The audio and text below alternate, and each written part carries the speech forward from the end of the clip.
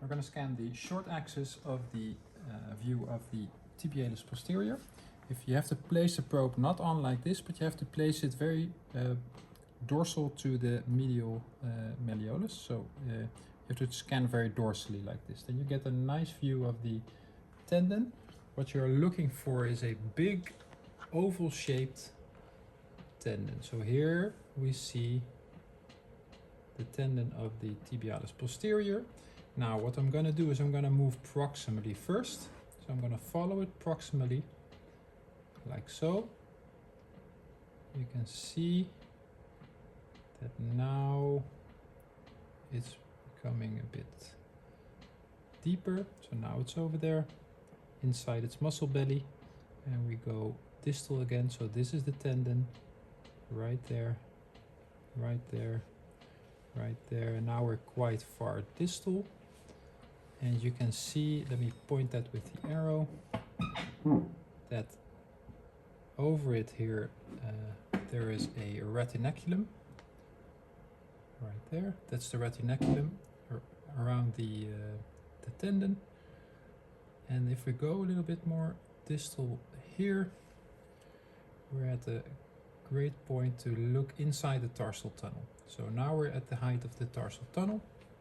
This big one here, that's the tibialis posterior.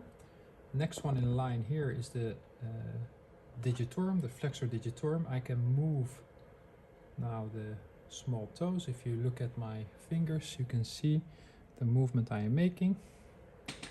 So by passively extending the toes, you can see them moving to make sure you're on the right one.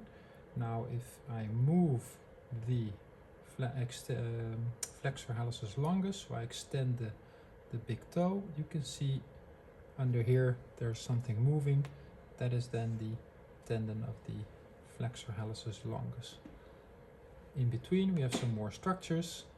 Here we can see an artery and 1, 2, 3 veins. If I put pressure on them, only the artery stays inside.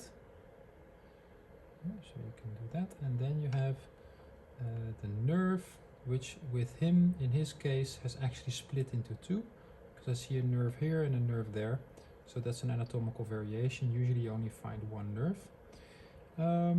From here on out, we go back to the tibialis posterior. Here you can, in this point, you can really see the retinaculum very nicely. You see it attaching here on the bone. Make sure that the tendon cannot go over the medial malleolus. So that's very nice. And now we follow it a bit further distal. So we're going to leave the tibia.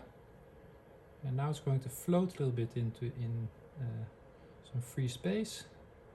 We see a little bit of fluid here, you see, around the tendon, inside the tendon sheath with the distal to the ankle joint. That's a very normal finding, to find some fluid around the tibialis posterior. We can follow it a bit further.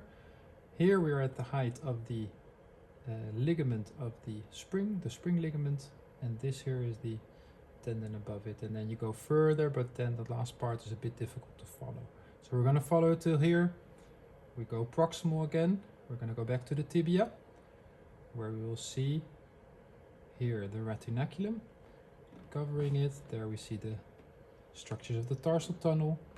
We go proximal, further proximal, until we see it disappearing. It's going to go down at some point. Right there, right there, right there. It's going down, and it's inside of its muscle belly.